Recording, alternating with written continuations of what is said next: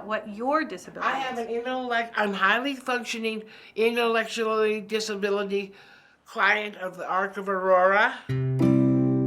People with intellectual and developmental disabilities may experience a reduced ability to learn, not an inability to learn. Intellectual disabilities impact cognitive functioning, while developmental disabilities impact typical development, but not necessarily cognitive functioning. ARC chapters, including the Arc of Aurora, provide advocacy and support for people with intellectual and developmental disabilities. They help us get housing, and they work with us in so many ways. And if we need somebody to talk to, we can call up our advocate and say, hey, we need help with this. Has an advocate gone to court with you? Yeah, they do help me get Social Security.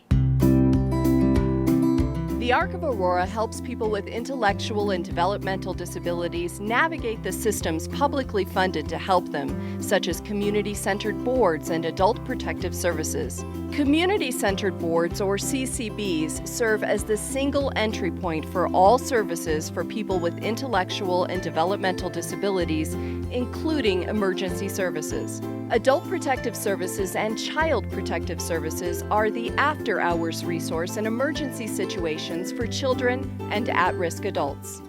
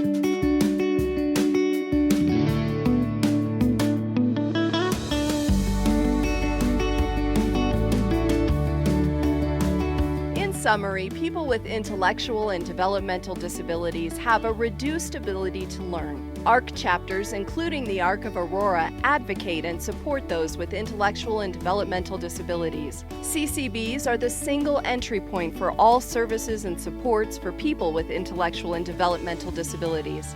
After hours, adult and child protective services are the emergency resource for people with intellectual and developmental disabilities.